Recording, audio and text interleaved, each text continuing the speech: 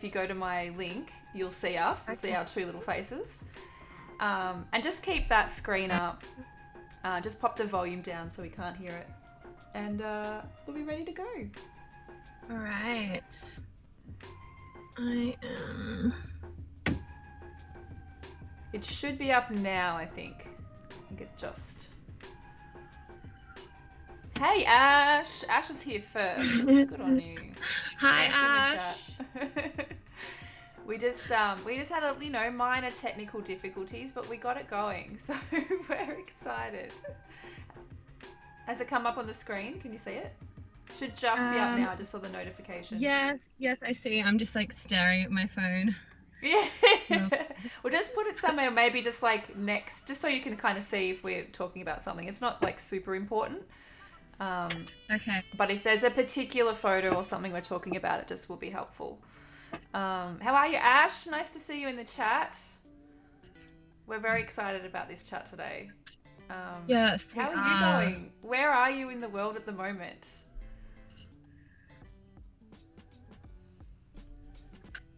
I was like, I wasn't sure if you were talking to me then or to your friend. Sorry. Yes, talking to you. Where are you? Where are you, Okay. Jaimi? Hi. I'll say Hi, Jaimi because I know I will be talking to the chat a lot, so I'll say your name when I'm talking to you. Like, are you talking to me? So I'm in Yamba. I'm it's about 100k south of Byron. I luckily got here before they announced the lockdown in Byron.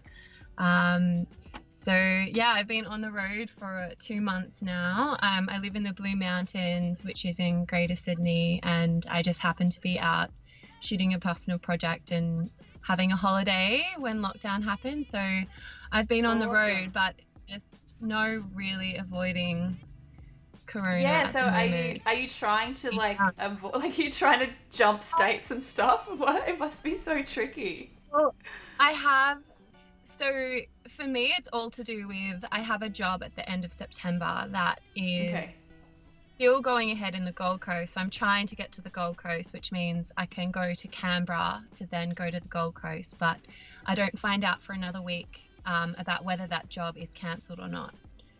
Right, okay. So in the meantime, you're traveling around, you're doing a personal project, you're kind of, trying to keep safe and away from the virus.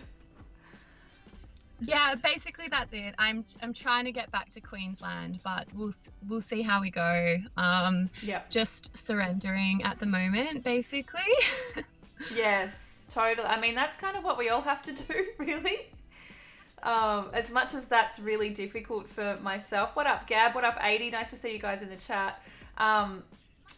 Because I'm a control freak, so it's really hard to just surrender. And my husband's really good at just telling me to control the controllables. He keeps saying, stop stressing about what you can't control. It's very hard for me. It's really, really difficult. So I need to heed your advice as well. Yeah, well, I feel like normally for us as freelancers, we already deal with so many things that are out of our control. Like, jobs get changed, things come in, you never really know what's coming up next. And if it does come up, it might change in regular life. And so to have this on top of it is kind of, already deal with so many things that are out of our control. And so now it's like even more. So even as people, as with high tolerances to this, it's still, we're used to holding on to, oh yes, I have that job next week. And when that's exactly it, actually, Jaimi. It's those little moments I found, those little moments of joy when you've booked something that's meant a lot or it's a really important, and then like the next week it's been cancelled. Like that's what I found really devastating, because it's like those little moments you can hang on to, and sometimes they will go ahead, but it's just the uncertainty. Like you just there's been a couple of times where I've really let my guard down recently and get really excited about jobs, and then literally the next week it's just like, and it's just devastating. It's just like this constant like roller coaster of up and down, which is probably not a normal way to live, even though, like you said, we're really used to kind of living with uncertainty. It's just like an extra level of uncertainty. Like, I mean, we're used to it, but only to a certain degree. So I think it just makes it even harder for us, because just things are constantly being thrown up into the air. Yeah, the unpredictability and like just not knowing when it's going to be over, I think is really hard too, because like, you know, like you said, there's a level of uncertainty that we're used to. And, you know, even last minute cancellations, it happens all the time. I'm like, so, because I work with musicians, like, just go with the flow. It's fine if someone doesn't feel like it on the day. But it's just that never knowing when it's going to kind of return to semi-normal. So Yeah. it's really tricky. Really tricky. Anyway, let's stop talking about Corona because it's so boring and I'm so sick of whinging about it. Let's talk about you. I'm so excited. We're going to pull up your website in a sec, but let's go back to... So first of all, we should let people know we met recently at... well, it wasn't that recent now. It was actually a little while ago. Thank you so much for hosting the stream, Fido. Super appreciate it. We met at an International Women's Day event that Nikon put on in Sydney. How you going? Nice to see you, Fido. Which, when you talk about little moments of kind of hope and excitement, that was definitely a really big, bright moment in this year. Do you feel the same way about that particular event? Like, that was just amazing, and especially for me, it was right at the very end of my summer, which is my camera just died, by the way. Yeah, so continue. I've just got to get another battery. I don't know what's going on with my batteries today. All right, I'll just keep going. You just continue. You continue. Yeah, so that was really cool for me and really special because it was right at the end of my summer, and for me as primarily a sports photographer, even though I'm moving into more photojournalism and I want to do things like more environmental stories and stuff that's more aligned with my values as well.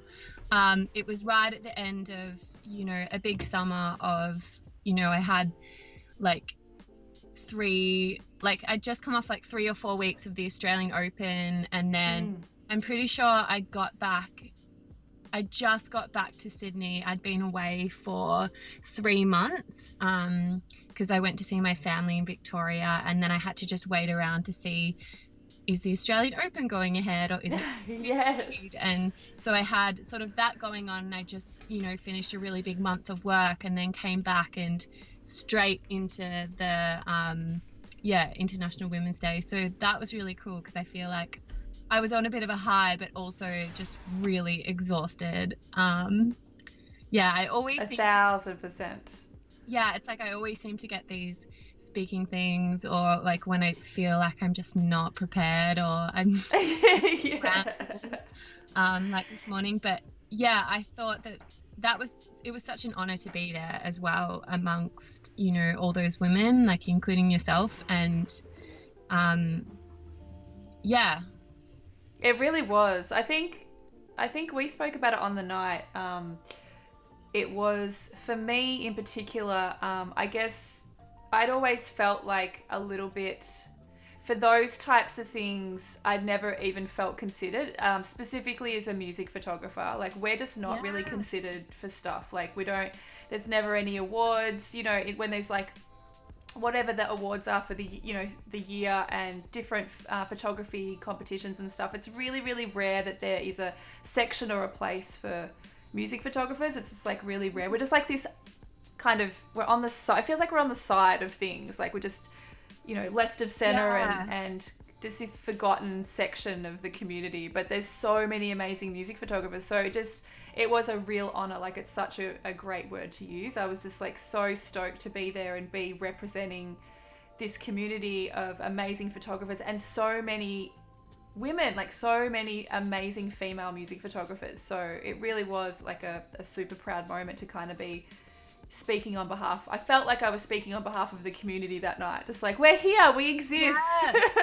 Yeah, and you know, I felt the same with like sports photography, and you know, even in sports photography, there's like a very, very small amount of women in sports photography. So even, you know, to be acknowledged as a sports photographer and then also as a female sports photographer was, really cool. And I think we kind of like bonded over like, it was awesome. Similarity. I was saying to Ash, I saw, hey Tiara, nice to see you. I was saying to Ash that I just felt an immediate bond with you. We were kind of like, Hi. Yeah, I like you. You're cool. Let's hang out. We had never met yeah, before, so it no, was really awesome. it was really good. And that thing was the first time I've really done a public speaking event of that caliber, I guess. When Yeah. I was Yeah. younger, I did some presentations to my old uni course at RMIT Design TAFE and that sort of thing. But to be speaking to everyone, and you've got all the editors in the industry and Yeah. very prominent people, it was a bit scary. And I think I was really happy with the feedback, even though some of it was like, you were really hilarious to watch. And I was like, okay, I guess that's a compliment. But I yeah, think you were just you. That's what was great. Which, if that's hilarious, like, that's a good thing. Do you know what I mean? Like, some of those things can be really stuffy and corporate and formal.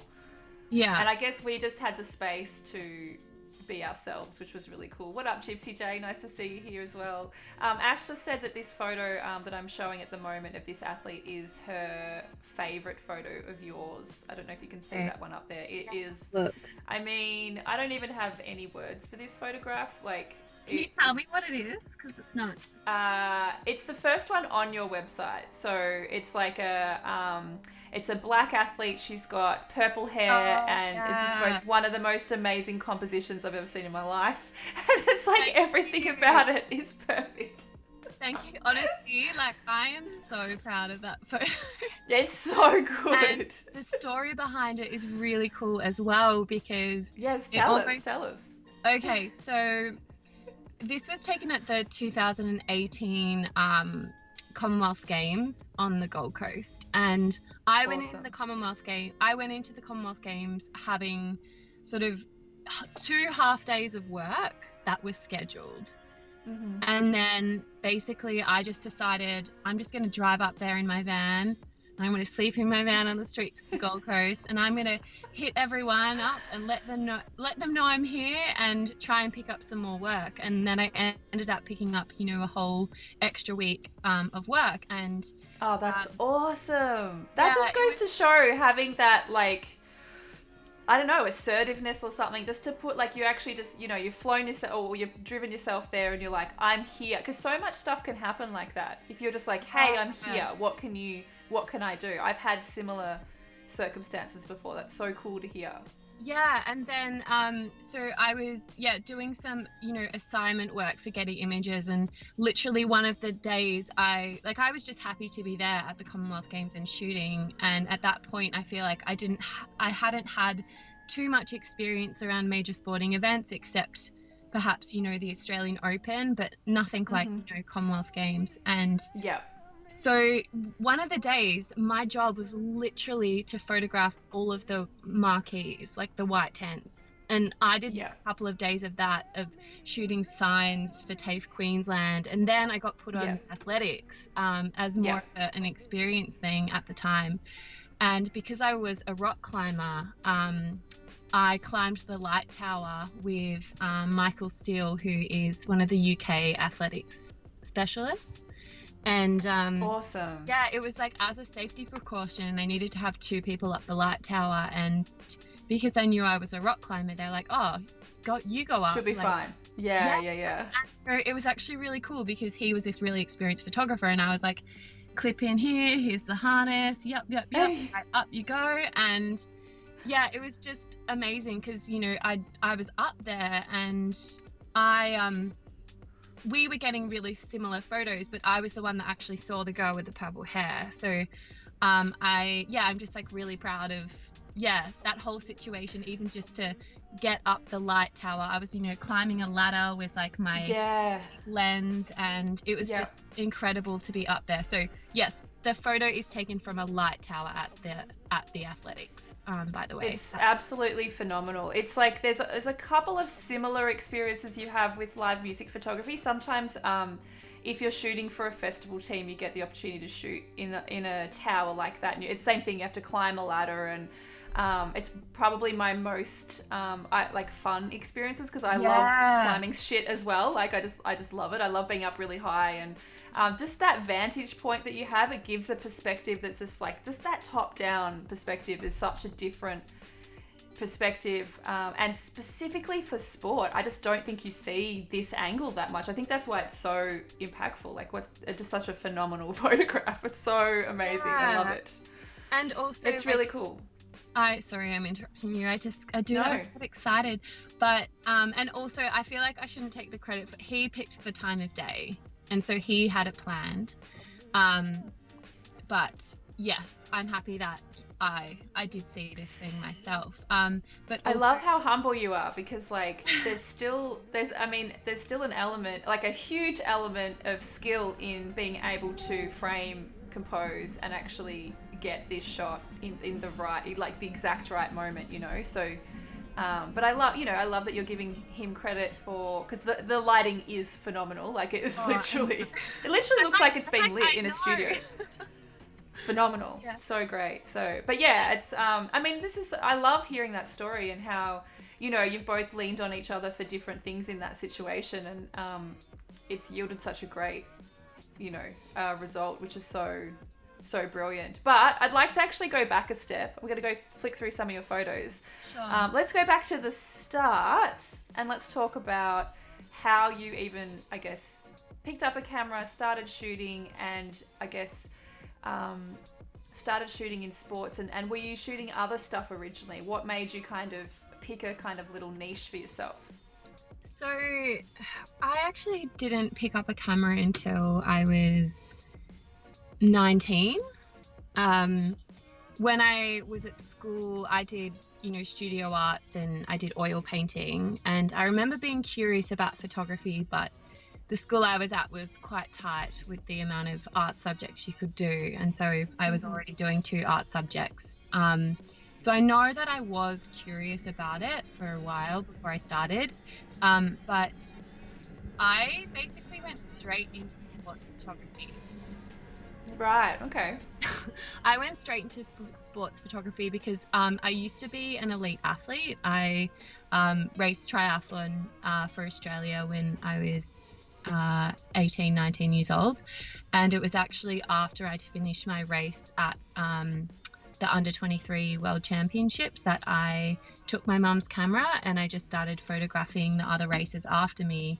And I Cool. loved it. I loved it. And at the time I was studying sort of health science / arts, and I picked that because you could do visual arts within the arts course. It was the only one. But I was doing stuff like human anatomy, psychology, and then I was studying photography and painting. And it wasn't until after that, and I just was just so excited about it. And then also my dad played football with one of the ex-Herald Sun photographers, and I went out with him one day and photographed the AFL, and I just remember just getting this like rush of excitement. I was like ecstatic, and I was like, wow, like I really want to do this. And then I studied at RMIT photo imaging program. Yeah, which is awesome. So you did study. And is that I don't know anything about any photography courses, so excuse my ignorance, but is the RMIT course, is it like a 3-year course? How does that work? Do you do a bunch of like theory stuff? Like how does that work? So I studied the photo imaging course, which was through the design TAFE, which was very different to the bachelor course, which is RMIT University. So this course was 2 years of full-time study, but because I was still training, a lot, I did the first year over 2 years. And like, to be completely honest, like I didn't take it seriously at all. I was still very focused on being an athlete, and it wasn't until my 3rd year, which was actually I did 2nd year as a whole. 2 years full time. It wasn't until that year I just decided to really give it a crack. Cool. That's awesome. So, and did you, when in those first couple of years, did you have like a part-time job on the side? Were you what was, I guess, subsidizing? Because obviously you don't just go, oh yeah, I'm going to do this one day. Yeah. And you're getting an income. And a lot of people, especially in this community, they're kind of in that in-between stage where they're just like, how Yeah. do I take the next step into doing this as a full-time thing? Yeah. So I so during uni, I sort of reached out to some companies that did sports photography, and I sort of did the one of the people on the side that takes photos of every single competitor, and I think I did um, some AFL photography for like the Northern Football League, which is a like an amateur league. So I did like a little bit of photo stuff, but I actually how I started was I did the Nice program. I don't know if you ever heard Okay. of the Nice I program. haven't, no. So the Nice program is like a government subsidized program where um, you the government puts you through a small business management course over 12 weeks, and also it may have changed since I did it because I did it a really long time ago in 2014. But basically, you do a small business management course, and then you work on a business plan, and you have sort of like a business mentor that helps you, and then you're eligible for income support from the government while you start your business. So I actually have heard about this. I just forgot the yeah, name. Someone else has told me about this before, which is sounds like such a phenomenal thing to yeah, do. Like, so you're able to kind of get on your feet and have a business, like a subsidy. Yes, I think we have Ash now. Now it sounds really familiar. Maybe somebody else mentioned that they were on it. Someone else that we've interviewed before. What just such a brilliant government program though, because it really is that in between stage that is the hardest when you're just trying to get yeah, on your feet and get your clients, and it's really tricky. yeah. The only difficult thing is for some people to get on NICE is just like quite explicitly like basically NICE is set up because the Australian government is trying to get people off I was like, I don't know what it's called anymore.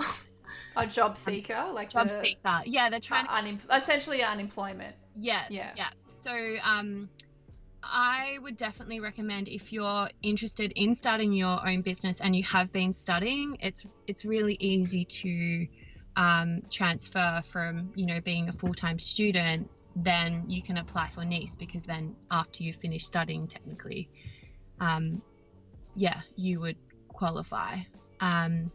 So I'm like, I've just kind of like lost it a little bit. What was I even talking about? No, you're just explaining that particular thing. It's totally good. We're just looking at your photos, by the way, which I'm Okay. just blown See what you're away up to. by. I'm just gonna have a look. There's a dude or like a surfer on the wave at the moment. Just the composition, like I don't. I just feel like you can't teach composition like this. You've just got an eye that's so beautiful and just so it's just breathtaking is what I would say. I'm just like, stop it, Michelle.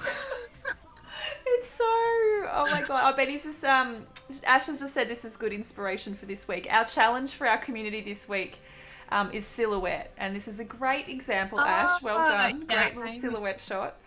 oh my gosh, I'm a sucker for a silhouette and like a sun flare. Like seriously, I just love them so much. I love that.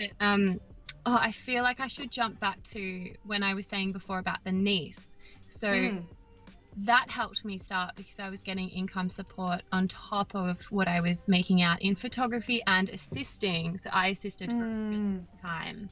Oh, you did do assisting, because that's interesting, because like again another thing that I never did, because I didn't know the pathway, so Make your own. Just make your own. yeah, well, yeah, just make it up as you go. If you don't know it, you just make it up as you go along. But yeah, that's really interesting to see that you were doing some assisting at the start. That's really cool.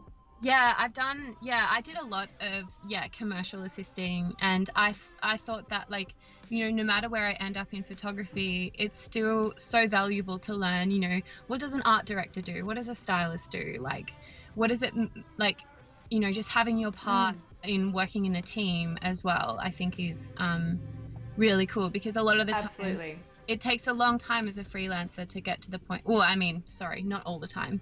it can take a long time as a freelancer to get to the point where you're like, oh, now, I have an assistant on an advertising shoot or something like that. So Yeah, it's absolutely. really nice to work in a team. And I found as I built up my own shooting work, it was just really nice to just jump into assisting where I know that like I'm good at it. It's low pressure. I did get picky in terms of, towards the end, I was like, oh, I only want to work with people who I have a good time with. That came 100%. way more, it was way more important to me than what they photographed and who the client was. And I didn't care about that shit. I was just like, I want to, even like as an assistant, not even as an assistant, but it's just, everyone needs to be treated well on a shoot, and it doesn't matter like if you're the least experienced person there or if you're the client. It's just the environment, just a level of respect around I completely agree with you. And that just I usually call it just general vibes, like, because I'm really like, I'm affected by people's vibes on set, and it's why I'm really, really picky with people as well, because they can just throw me off, and I won't make it obvious, but it will just be an internal thing. And so I have to just make sure that the vibes on set are like always great, and having fun is a really big one. Just like not too serious, no stress heads, just like go with the flow. All that stuff's really important. Yeah, I 100% agree. 100%. And also I should add from that is, because I think this is really important, and just to be like really upfront about it, like for me, doing the NICE program, I don't know if they offer the loan anymore, but I was eligible for it. I got a $19,000 loan with a low interest rate through that program. Right. And that was how I got all my camera gear.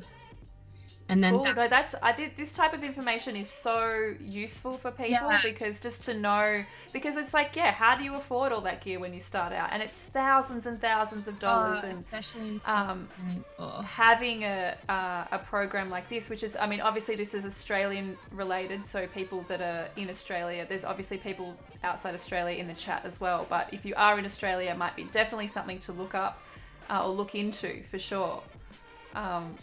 Sounds like just such a great opportunity to,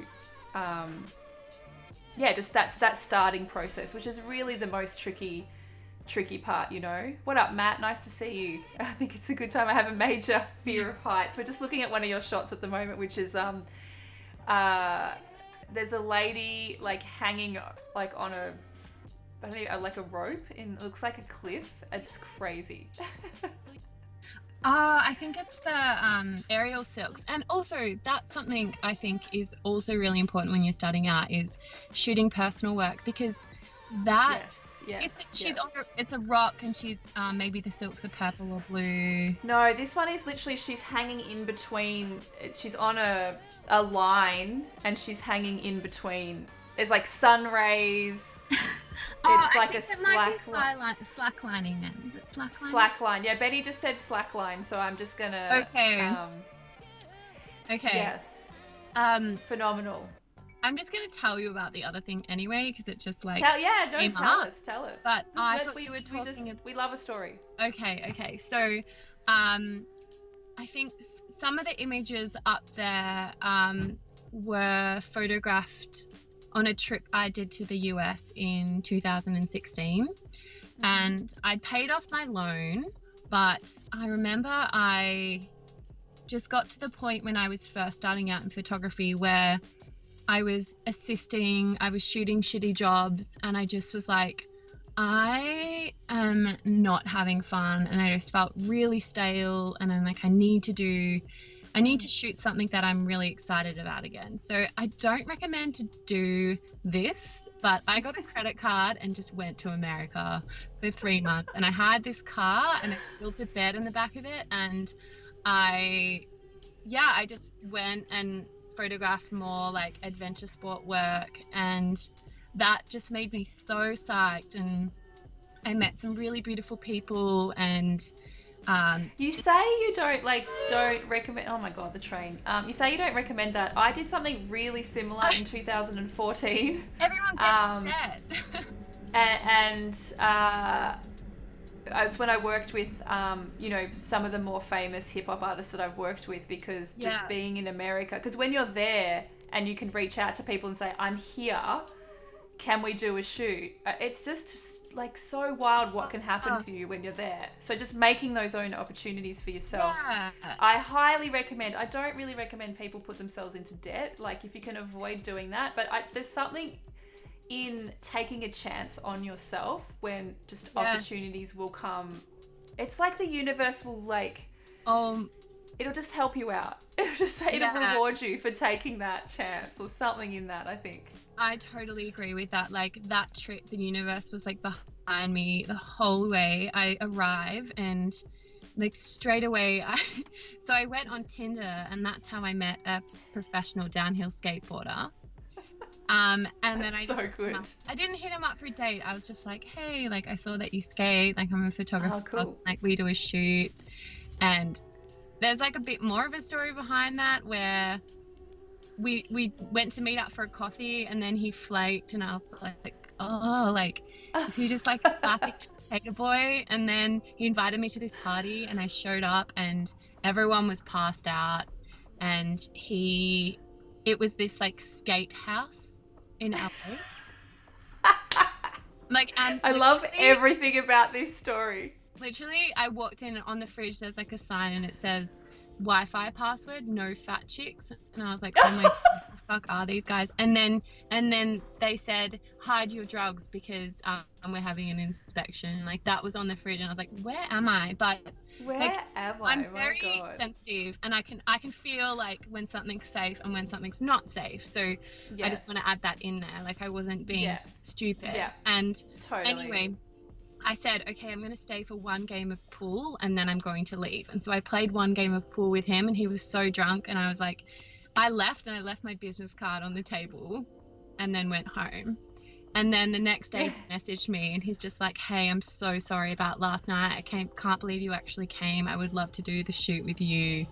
And then they were actually really, really sweet, beautiful guys. And after I did the shoot with them, they lent me like a longboard, skateboard for my trip as well. That's so good.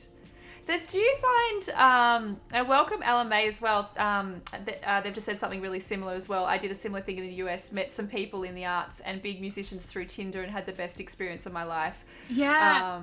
I just put that I was looking for people to make mates in my bio. I've never been on Tinder in my life because I've been with my husband for 23 years. I didn't even know that was an option, that you can just be like looking for friends. But that's a great tip. But I just find that being in those places, specifically America, there's something about America that I found that people are really willing to help you and they love Australians as well. Oh So there's something about they just want to help you and you just all these opportunities and you're just like, what is happening? I've only been here for 2 weeks and I've done more than my entire career. It's so wild. Happy you resonate with that because I found the exact same things because it was, met the downhill skateboarder, did the photos, I had a skateboard and then I was staying at their Airbnb and they're like, go to this exhibition, met someone there, she gave me like a surfboard for my trip and then headed up the coast, met a guy in the hot springs and he happened to write the guidebook to the rock climbing area that I was in. Oh, wow. And I'm about to get into rock climbing and then he lent me a tripod and it was just like everywhere I went it was just like everything was falling into place sort of thing. Yeah, it was so lucky. Yeah. I found really similar things when I went as well. Ash said earlier, I forgot to read this out, but she said when you're doing, say, the rock climbing or the slack ropes, is that what it's called? Are you slacklining? Yeah. Slacklining. Are you on ropes at the same time as well? So are you thinking about climbing and shooting, and like that's a whole other thing, like just bringing in a whole other element? So for most of the images that I've taken, I haven't been on a rope, but I've been maybe on like a safety. So basically just clipped into one of the bolts nearby, but most of them are taken from around. A lot of my slacklining photos were taken between 2017 and 2019, and it was when I just started rock climbing, and I honestly, like, I didn't have the skills to do my own rigs. So sometimes the girls would help me out that I was working with and set something up for me so I was safe. But yeah, a lot of the images aren't me setting up my own ropes. It's either just from like the side, I'm clipped into some of the bolts that the high line's already rigged on, or I've had some friends help me set something up. So bloody cool. Like, But so ridiculously wild. show you while I'm talking about this. So if you go on the tell me website and you go to Yeah. stories and you click Stories, on Highline Women, Cool. I'm like, I hope it works because We've got women in slacklining. women in slacklining, that's it.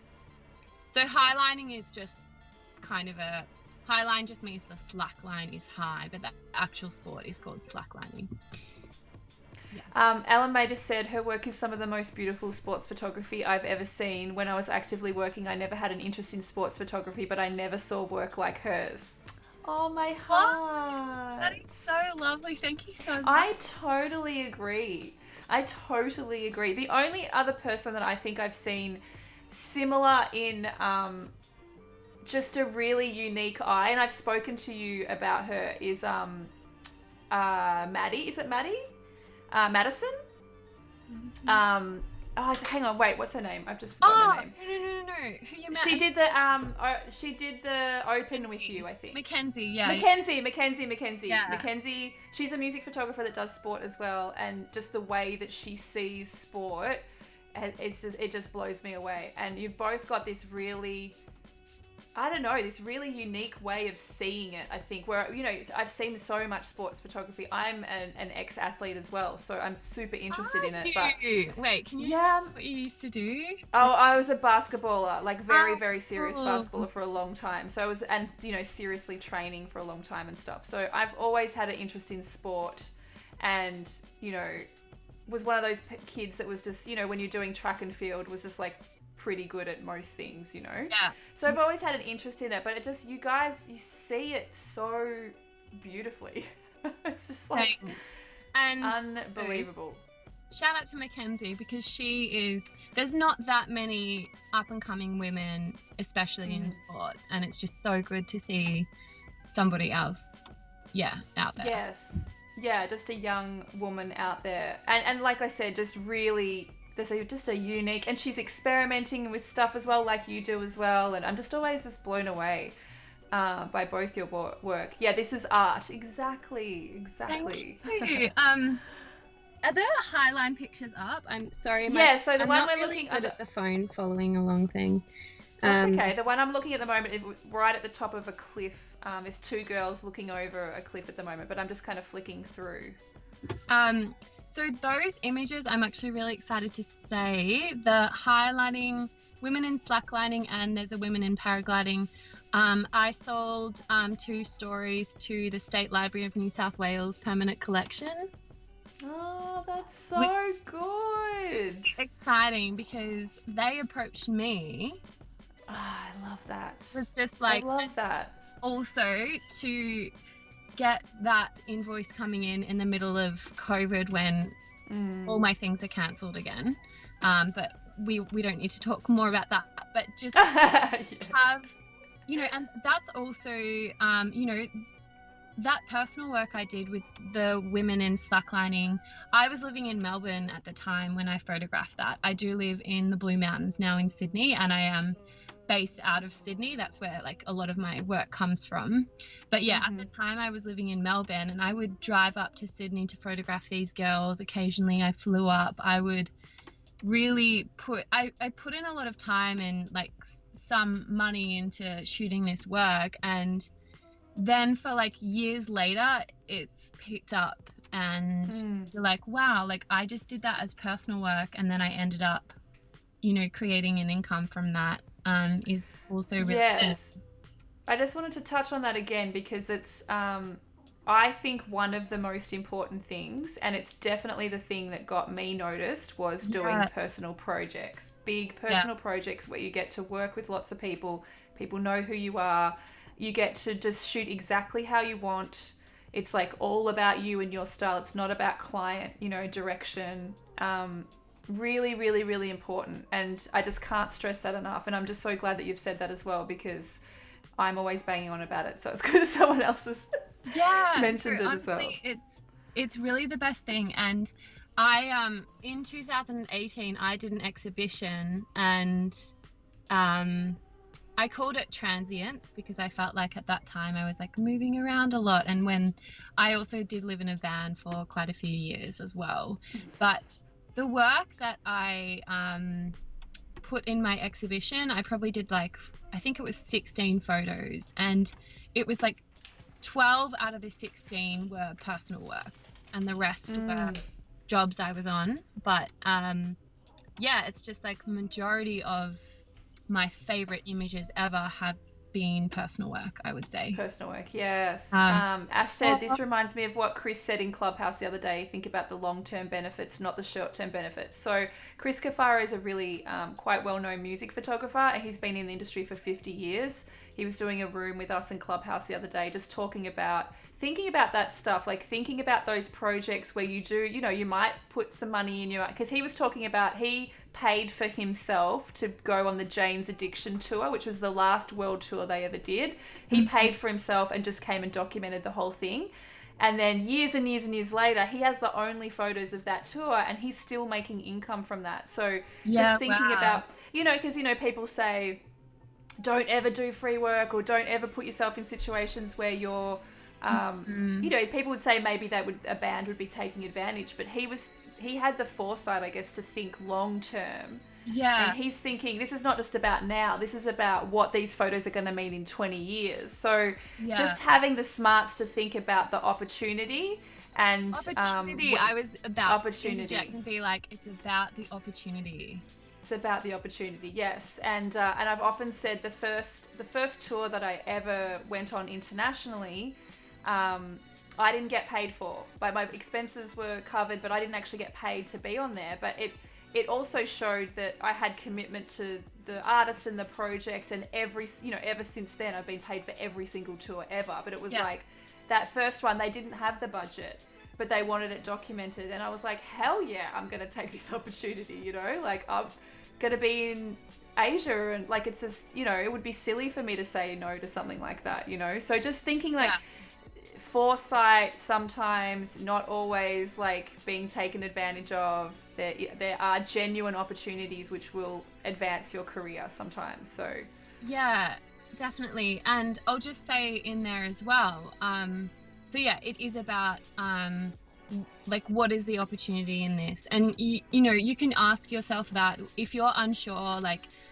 you know, should I be asking to get paid, or is it silly me doing this, and am I kind of just getting like stepped over? yes. You check in and say, well, where is the opportunity in this? And you're like, maybe it's the person that you're working with, maybe it's like getting more experience in that particular sport or that particular thing you're shooting. It's like, you just have to see where the opportunity is, and you know what, there might not be anything there, or maybe you've photographed this thing and you've learnt everything you can from this thing, and it's time to say, no, I've gotten enough from this. And then 100%. and then it's really weighing up that. Yeah, and then you can have a conversation. And I actually did this very early in my career, where I was doing like an internship, and it got to the point where I was like, okay, I think now I should be getting paid, because it's true. And then they started paying me for like a while, and then I sort of do you agree that you can I mean, this sounds a bit woo, but I feel like you can feel it. Love the woo. Like, you can feel it. Yeah. There's an intuition when it's not, okay, this feels wrong. I feel like this is a moment where I should be getting paid. Or you can feel like, oh, there's something in this, there's an opportunity here. And Aussie Obsessions was saying, you're getting paid in non-monetary ways, like experience, connections, and skill. Like those, that's such a great point. That was like... The other thing I want to say, if you're not sure, like, ask somebody that has a bit more experience than you. Like, ask someone in the community, or ask even myself, and just say, hey, I've got this opportunity, what do you think? Because someone with a little bit more experience might help you be able to navigate whether no, that's something you definitely should be being paid for. Yeah. Or no, this could be something really cool. This could be an ongoing opportunity or something that's just going to teach you something in that moment. Yes, I 100% agree. And we always have so many different things to navigate. And that's why it's so, I have one of my best friends, Casey Horsfield. He shoots portrait, some fashion. He's kind of, I think he's still deciding what it is essentially that he wants to do. But we are on the phone with each other all the time about things. If you're just unsure, and whether it's like, oh, like I think, he's like, oh, I think it's ready. It's time for me to stop assisting because I went on this shoot and I was just like, I don't want to be here anymore. Like, I don't need this money. I want to do my own work. And we check in with each other all the time when we're confused about things. And yes, having that person is so. I have quite a few people like that in the industry, like Gigi, Julia, and I. We always talk. My friend Ollie Sanson and I always talk. Like, there's a bunch of us that will. Ollie, a really good friend of mine. I mean, most of the music photographers will, if they're Jordan's another one that I'll talk to all the time, just about if we're just unsure of stuff, or just Daniel Bow, like people that have been in the industry for a long time are really great to bounce off as well. So just don't be afraid to utilize your friendships and because we're all here to help each other. Like I'm really big on that. Yeah, and even if you're unsure about like talking about how much to charge and stuff, like that kind of thing is like not taboo, because we all have like a collective sort of I guess standard that we're trying to maintain. But then also when there's opportunity involved, like that's where it's like a little bit difficult as well, because absolutely it sort of depends on where you're at with that. Yeah, absolutely. And even like understanding if there's something it's more in a commercial space and there's usage that you're not used to, like I always have to ask about that stuff, because that's really I don't get those opportunities much. I'm not in the commercial world as much, so there's particular people that I would speak to about those things that know about big campaigns where it's going to be 2 years license and it's billboards and stuff like that. Like that's a very specific knowledge outside what I usually do, which is just like press shots and general usage. So finding the people or asking around, generally you'll find like people are pretty good about, I find now these days people are pretty good about sharing information. They're not holding their cards like they used to. Good. Like well, because I think they also want to educate younger photographers as well, or less experienced photographers as well. And even when I sold the images to the State Library, like I went straight to a photographer called Karima Assad, who I met on at International Women's Day panel as well. Awesome. We met, and like I was asking her, and she's like, speak to my producer, and the producer was like chatting to me. And then there's another photographer, David Maurice Smith, who's an amazing photojournalist. Like I hit him up all the time, like probably too much, but I sort of I know when I need to figure something out for myself, and when I need to, sometimes you just need someone to say, yes, that sounds good. But it is important when you are reaching out to someone to do the work yourself as far as you can. Agreed. Like not just relying on that one person just to give you all of the information. That's a really good point. Try and work it out first, and if you get really stuck. Ellen May said, when I came out of study, I definitely felt like it was too intimidating to approach other photographers a lot of the time. It was a contributing factor with me selling my digital gear.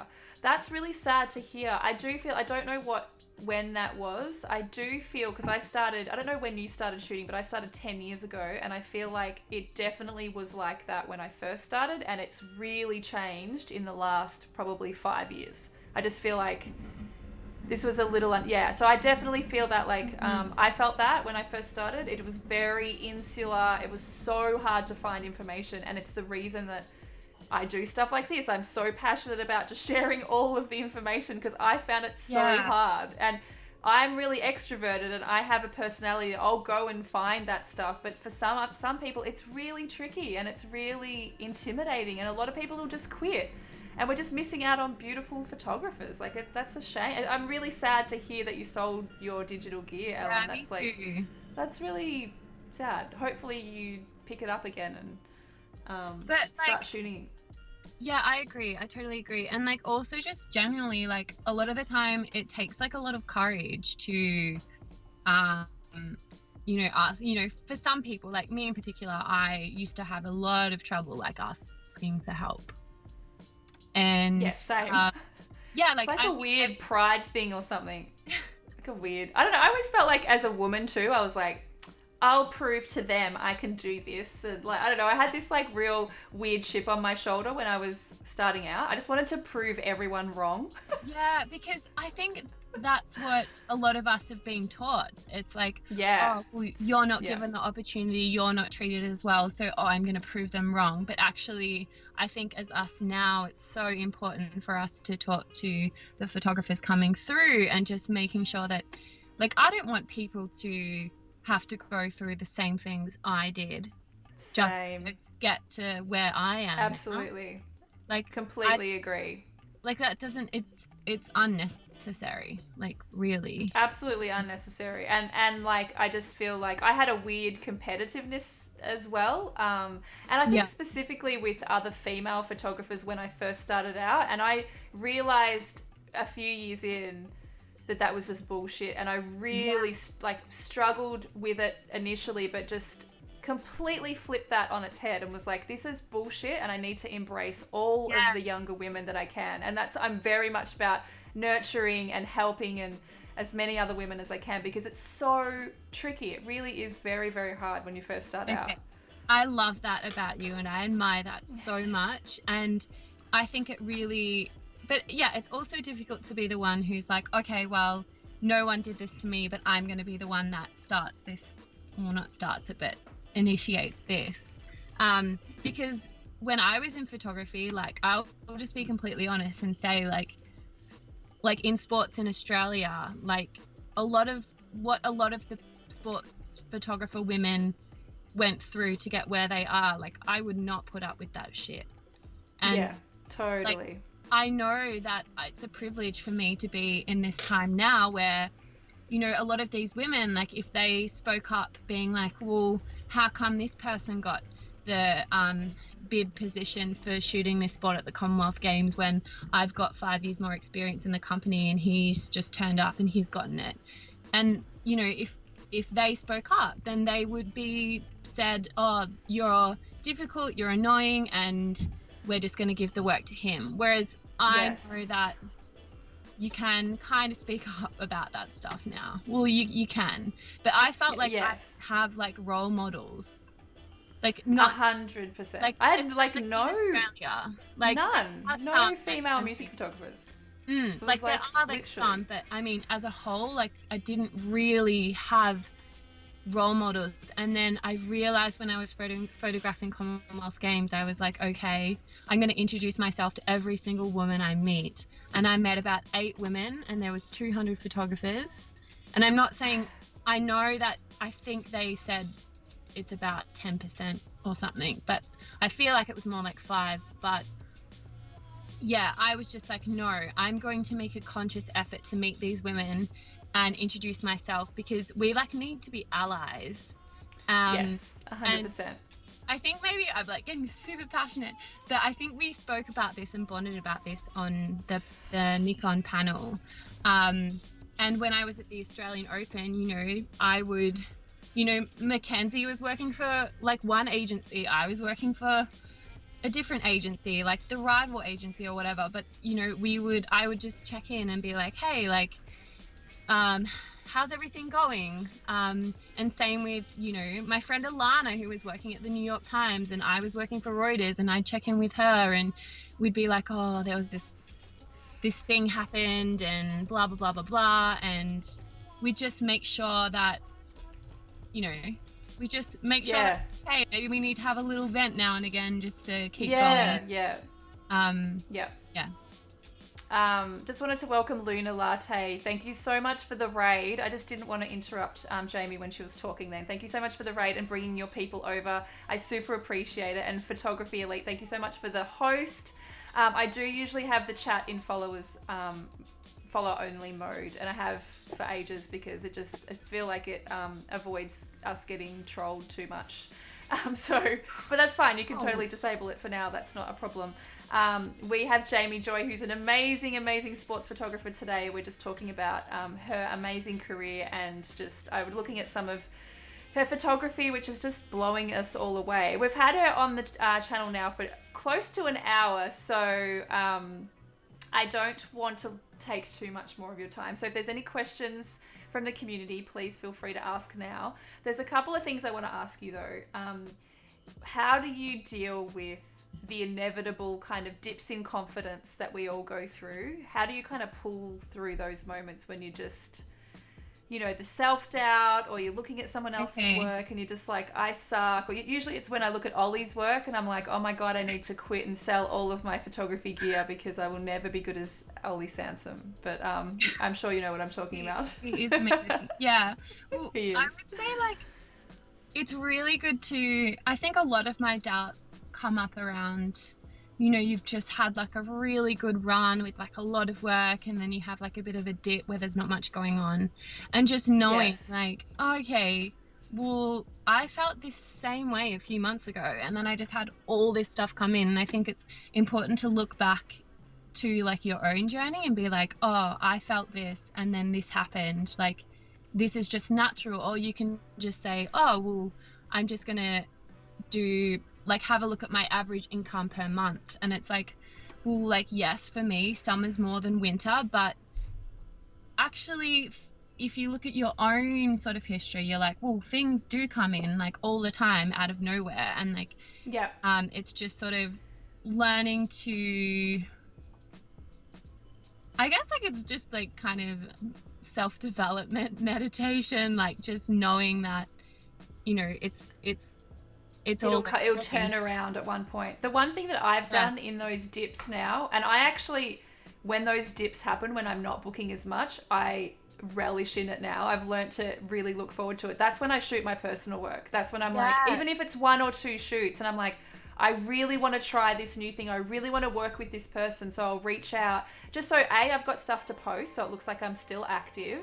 And B, it keeps me inspired, because that personal work is what I get excited about. The client work often is the stuff that you're not as inspired by, because it's them dictating more. It's like, okay, I can just go do something. I can do whatever I want. I've got the best job in the world. Let's go shoot something amazing. Or a series, or just get inspired again. So I use those moments now to do something that kind of keeps me going. I think it's really important.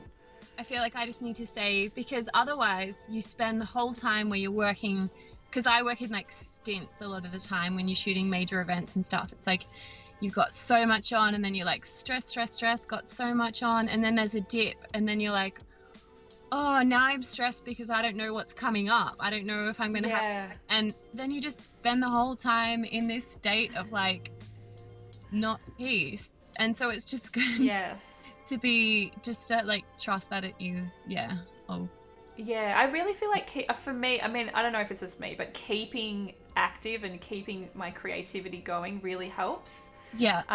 And just also showing other people that you're still active doing really cool stuff. It just keeps, there's a perception as well of that, just to maintain that you're busy and you're doing stuff, which I think, obviously in the last 18 months, that's been more difficult than any other time ever. And, we're all going through archives and we're all doing stuff like that, especially music photographers, because none of us have been able to shoot gigs for so long. So I get it, we're in a particularly tricky time, but there's still stuff we can shoot. There's always stuff we can shoot. Yeah, I agree. And I feel like in like life outside of the socials, I feel like I'm doing fine and everything's good and I do quite well at all that, but then I just don't post about it. So for me, like, a lot of what I've been thinking about was, just for ages I just didn't post on Instagram, and it was, I think, because I didn't know what my intentions were anymore. and I didn't know if they were like good intentions. Like I thought like, oh, maybe I'm just posting this for gratification from other people, or like, sorry, validation from other people. But And yeah, I just yeah. got lost in like why I was doing it. And so I actually just stopped. Like for a couple of years, I hardly posted anything. But now I feel like I'm getting to the point where I've been like working on self-expression, and I've been doing silly stuff like talking about how there's a mouse in my van on Instagram. Yes, I wanted to ask you about the mouse in the van. It's been my People favorite love thing to it. follow. So everyone, I've there's a link that comes up every 5 minutes. You need to follow Jaimi like immediately. But there's been a whole saga over the last couple of weeks of a mouse in your van that you've been like essentially like vlogging about. What's the update? Is the mouse still in the van? You know what? I'm going to give you guys some exclusive content and tell you. Exclusive content. I haven't actually 100% confirmed it to everyone, my huge following, but the mouse is gone, has gone. The mouse is gone. The mouse jumped out of the van at Lennox Head. Wow. Yeah, a couple of weeks ago. And so, because was it coming out at night and just being a noisy little shit? So like basically, I'll show you. Like this is my van, and it would be like behind the walls. Oh god! Like run around, like inside the wall. Like that's the worst. Like I joke about it, but it was actually like. No, I would be, because you're by yourself. This is the other thing that I wanted to talk to you about. We're looking at the most amazing photo that I've ever seen at the moment of a girl just like hanging upside down, and she just looks, it's like such a beautiful photo. It's just like, anyway, it's amazing. The fact that you're traveling by yourself, because I'm a real scaredy cat. I don't think I could stay in a van by myself. I would absolutely, the anxiety would be too much for me. So I really commend your bravery, but I just feel like if there was a mouse in my van on top of me already being anxious, I would convince myself that it was an axe murderer and that they were dragging the axe around the van just to tease me. That's where my brain would go. It'd just be going to the worst possible outcome. Yeah, but then you realize it's a mouse, and every single little sound you hear, it's a mouse. Like I'll be in the van and I hear like somebody walking past, and I'm like, mouse. Like I hear like a crumbling of a wrapper, and I think it's the mouse, even though the mouse is already gone. The mouse, it's like PTSD from the mouse. Yeah, it's basically, like constant PTSD, mild PTSD. Mild, it's still, mouse trauma is trauma, let's be honest, I feel like any trauma at the moment is heightened because of just this weird state that our bodies are in at the moment. Like we just can't really relax. I was talking to someone the other day about I don't know if you feel this, but just the collective trauma that the world's going to feel for many years. I feel like that's going to be a thing that we're going to be dealing with for such a long time, just because, we're just coping at the moment. We're doing what we can and holding it together, but there's going to be I don't know, it's going to be weird, I think. That reminded me of something. So you know how like a lot of our industries have been affected, and I know for me it's like, they're still doing AFL, but they like changed the city, and all those people don't have work anymore, and like like sport in Australia is still going, but there's so many more jobs surrounding all sports, not just professional sport. But anyway, just this thing about, everyone in lockdown, it's like, what do? They get back to their art, they get back to their music, they start exercising more. It's like they actually like come back to like our industries, which is like, I think, really interesting, because people actually really care about that stuff. That's what I think is the most frustrating part about I guess being in the music industry, is that knowing people come back to those things because they're kind of from the soul. I think that's just like why we exist as humans, creativity and music and art and sport, but the differing I guess attention and funding and stuff comparatively is really soul destroying. It's really hard to watch. There's particular priorities and we just feel like really forgotten, and it's really hard because you feel, you're just continually being told, you're non-essential. You're non-essential. And No, but that we for are essential. Like that's what everyone is like, totally. doing. Like people are coming back with Yes. all those things. So it's like, I I don't know. guess I'm It's talking quite ironic. specifically from a support point of view, from like, you Yeah. know, helping the people that are making music and making art. A lot of those people just don't feel supported, even though, like, I agree with you, it's so essential and people need all of that stuff in their lives. They need art and comedy and music and theatre and all of those things that, entertainment. And there's like a couple of things like sport, I think, has been given a priority, and certain types of television have been given priority.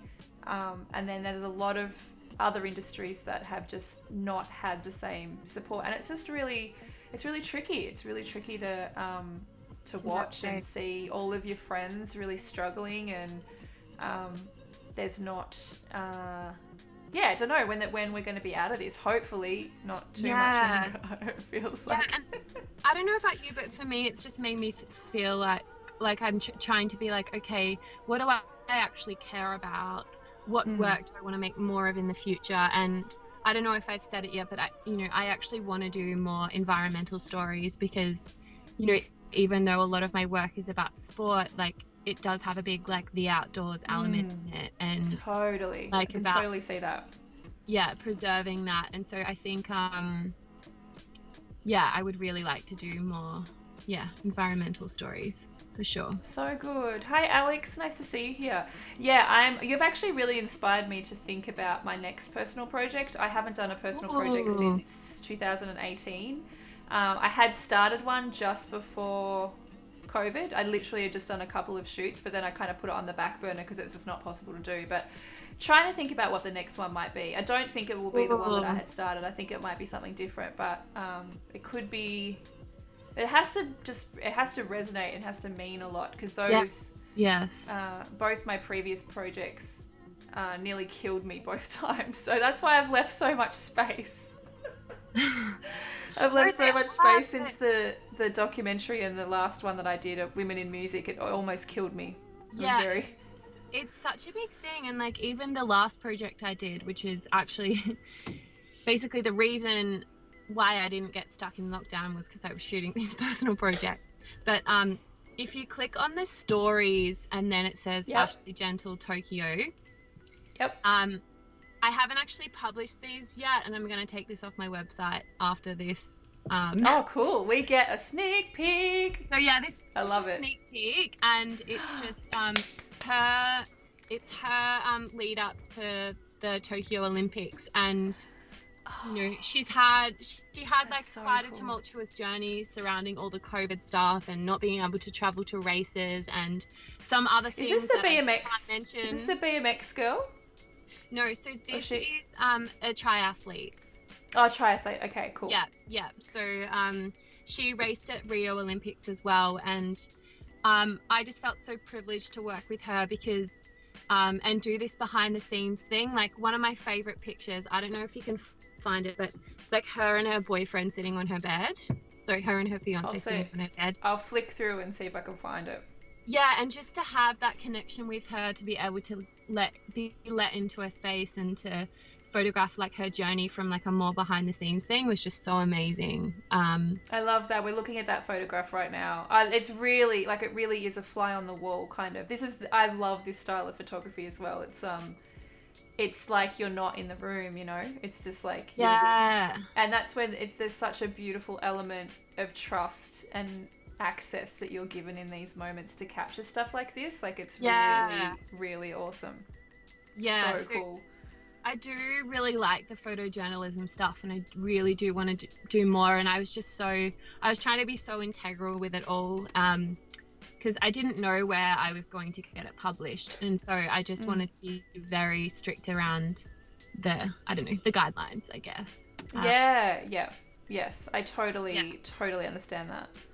And all I just like too with the again, the trust that you have with that person, like you just Minda said very intimate. It really is. It's like it literally is like they've just let you into this space, and it's almost like you're not there. It's just like you've actually documented these really beautiful. I was staying at their house, like they let me in, you know.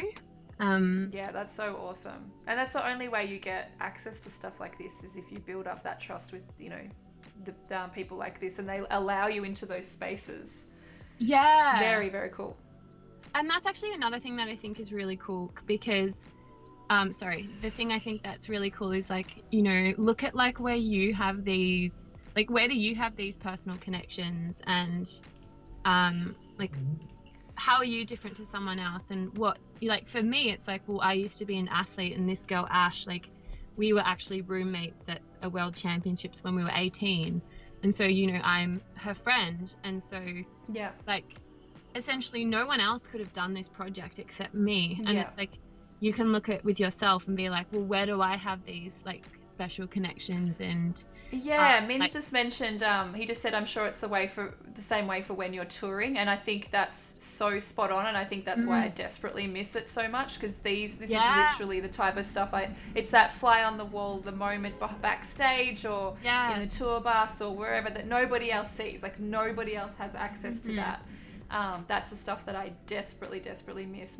Probably even more than the live music stuff. It's the intimate behind the scenes stuff that nobody else can capture. So, but yeah, think like you just said, thinking about other people that I have access to is a really great tip, because there's so many amazing friends that I have that do really extraordinary things. Yeah, and not in a way that's like, oh, like who do I have access to, but more like, well, like what can I bring to the table that's like different, sort of thing. Like show their life in a light that hasn't been seen, perhaps. Ash has just said, can I ask a question? Yes, Ash, of course you can ask a question. That is a question. You don't have to ask permission to ask a question. That's so cute. I think she's typing it, so hang on.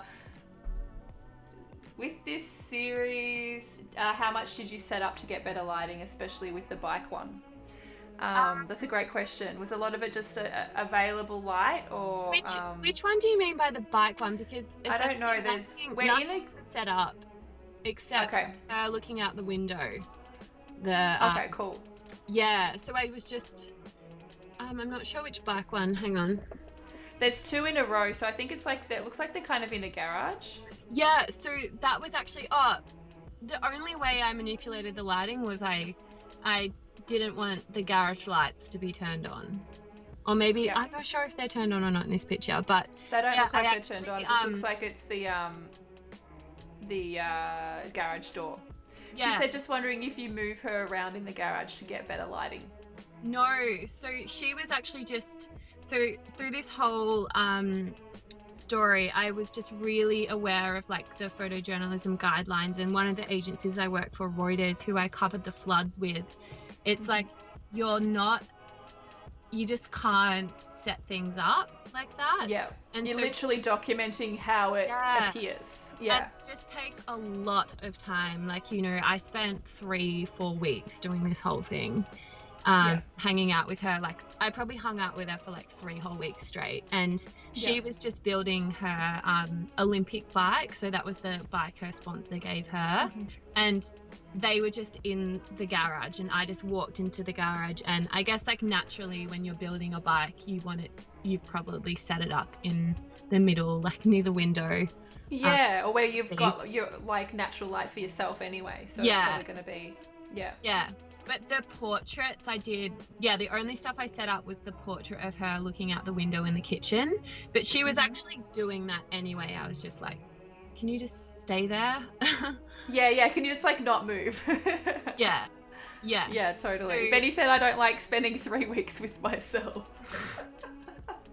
That's funny, Betty.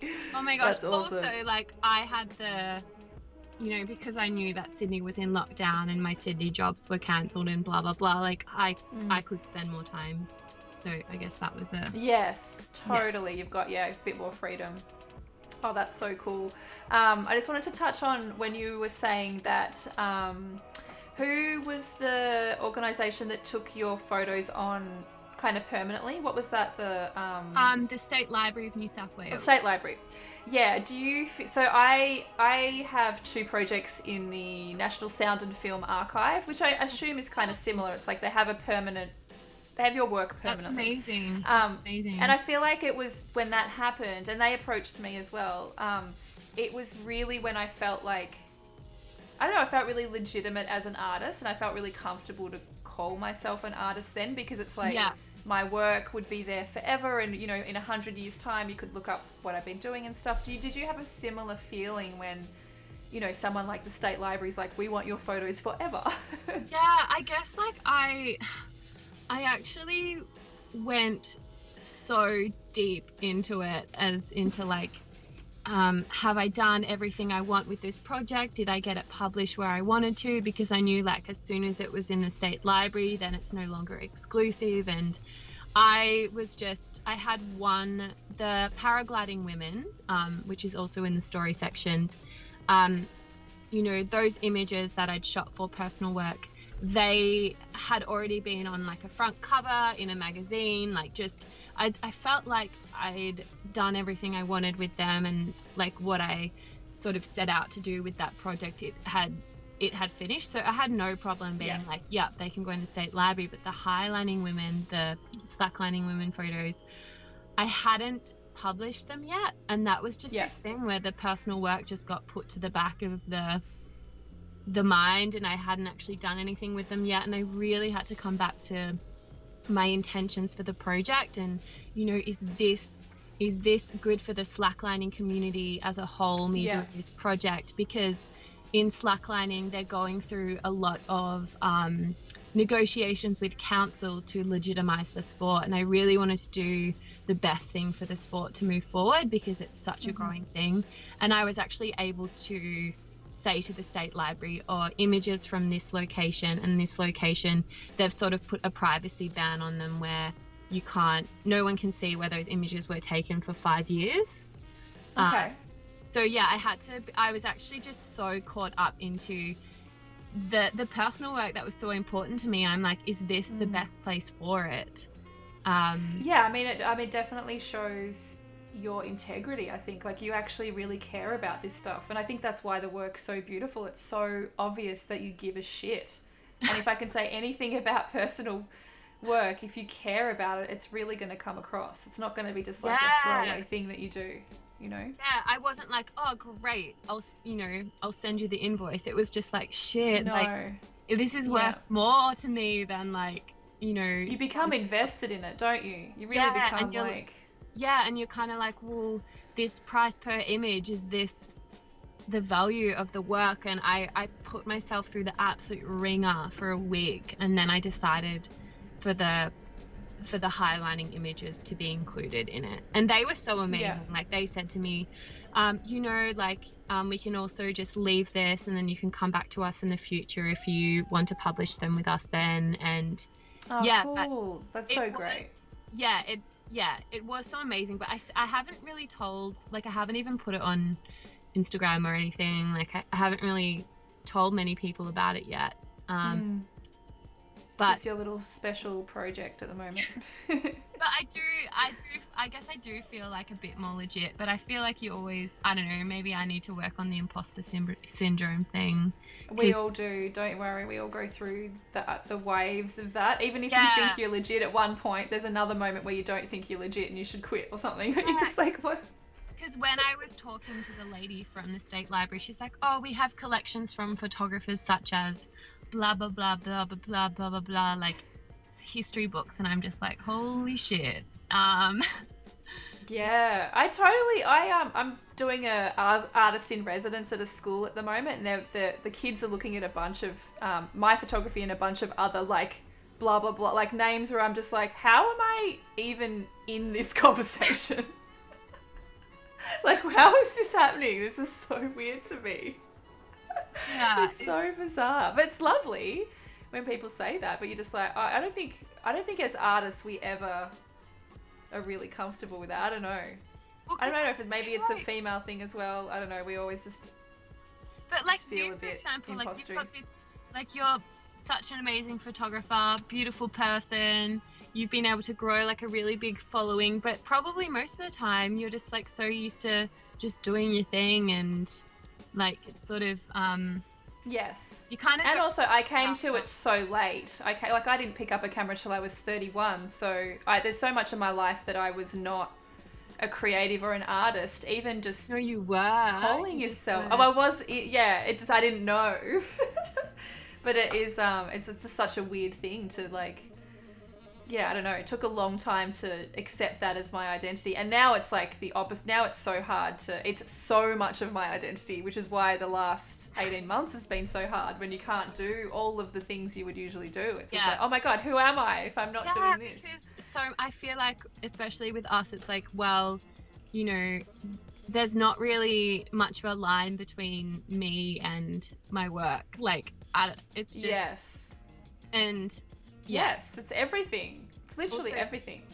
Yeah, because also you could be doing something that's fun, but it can also be work at the same time. So you're like, is this work or is this not work?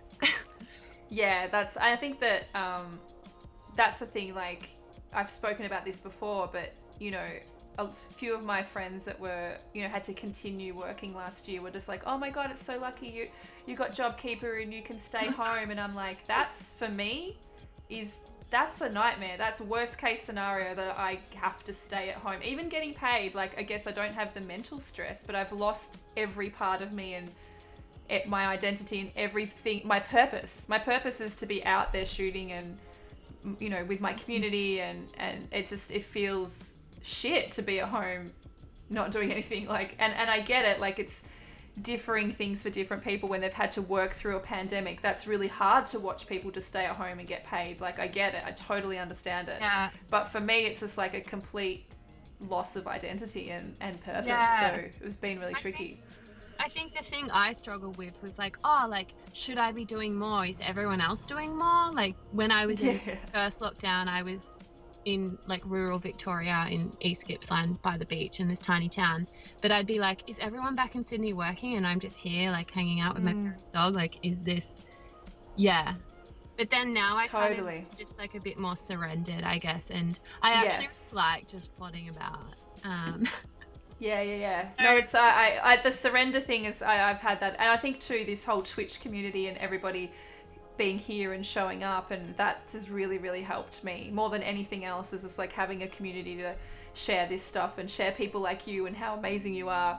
It makes me very happy. So it's very cool. It's so cool and inspiring what you've created with everyone, and there's a bunch of legends here, really. Ellen May said.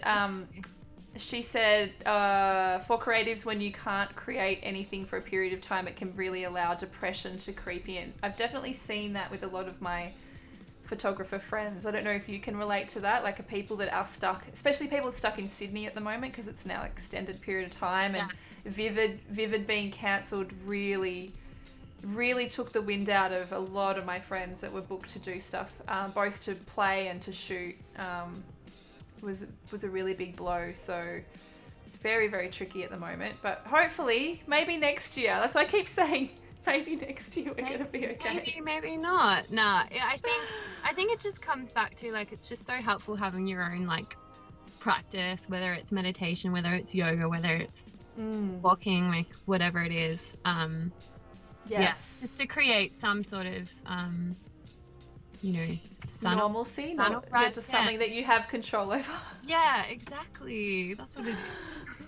Absolutely. Well, we've had you for an hour and a half. Oh my God, thank you so much for chatting with us. I super, super appreciate it. It is, it's just been such a pleasure to talk to you and show my community your work, which it's very inspiring. I love your eye. It's just it's mind-blowing to me. It's just like, you're such a beautiful photographer and such a beautiful person, so it's just been great to talk to you. I'm so flattered, and also like just to be on here with you, it's like such a privilege because I really admire you as a photographer and as a person. And well, it's very, very mutual. Oh, thank you. And Ash has said to you your next goals, upcoming goals. Okay, so upcoming goals is, so I've just come off that big personal work thing, and honestly, I just need a little bit of a rest. So I am going to figure out what my next personal project is going to be, something around yeah, in environmentalism. And I think it's Mm. just going to be, I just really want to like start aligning my work more with my values and just figure out what that looks like. And I know that's not really a solid answer, but No, it's yeah. At least you have a direction. So you might not have the exact. I think, to be honest, I think I'm at the exact same spot now. I was like trying to think of a personal project that's meaningful, and I don't yeah, know what that is yet. Don't know what that looks like, but I feel like it could be. I don't know. Emma might just wait till the rest of the year as well, but yeah, it could be next year trying to do something that yeah. is meaningful and Yeah, inspiring. so I do really want to go home because I've been away from the Blue Mountains for over 2 months now, and yeah, I'm ready to go home, but I want to have like I bought a film scanner. It's like literally in my van off mark. Oh wow! Do Yeah, you shoot much film? yeah. So I actually it's not personal work. It's just everyday life stuff with friends. I Ah, shoot cool. it all on film. Yeah, just 35 millimeter on a Pentax SV and a Pentax K1000. Is that it? How good is film though? Like Oh I've gosh. really thrown myself into it. I picked up a film camera a couple of years ago, but the last probably 6 months I've done a lot of both medium format and 35 millimeter, and I'm just obsessed with it. I just want to shoot film. I haven't done medium format yet. It's like I'm a bit scared. Oh, Being like, it's oh, so. If you're ever in Melbourne, we yes, can go I'll out be shooting. You can coming. come borrow mine. Definitely. It's Okay. it's kind of intimidating at the start. Once you get your head around it, it's fine. Okay. It's so beautiful. You just look at the photos and you're like, you can't ever replicate it. It's just so stunning. Yeah. It's really, really beautiful. Yeah, I've got to get into it. I just need to get over. I don't know, for some reason I think like medium format is like too not. I don't know. It's like No, not you're like, cool enough to shoot medium format. Like I just yeah. You're definitely you know you're what I mean? definitely Like, maybe cool. culture thing or something. Nah, Yeah. I had that same block as well. I think because there's just a weird thing around the film photography culture, but it's fine. It's totally fine, and it's Okay. lots of fun, and it's really beautiful. So definitely do that. Get yourself into it for sure. Okay, I'm gonna do it. Yeah. Good. All right. Well, we'll say goodbye to you now. Thank you so much. I super appreciate it. you. I'll hang around for 5 minutes, guys, if you in the chat if you guys want to hang around. But we'll say goodbye to Jaimi now. Thank you so much for joining us. Bye. Thanks for And watching, everyone. Really appreciate it. yes, I'll send you the link from the interview as well. So if you want to send it to anyone, you'll have that as well. Okay. All right. Goodbye. All right, my love. Talk to you later. Bye. Bye.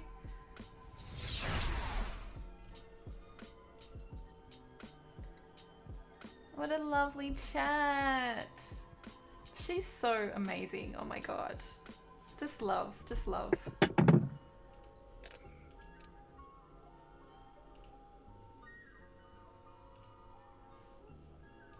How's everyone going? Very wholesome. Ellen, where have you come from today? You're new to our little chat. It's so lovely to have you here.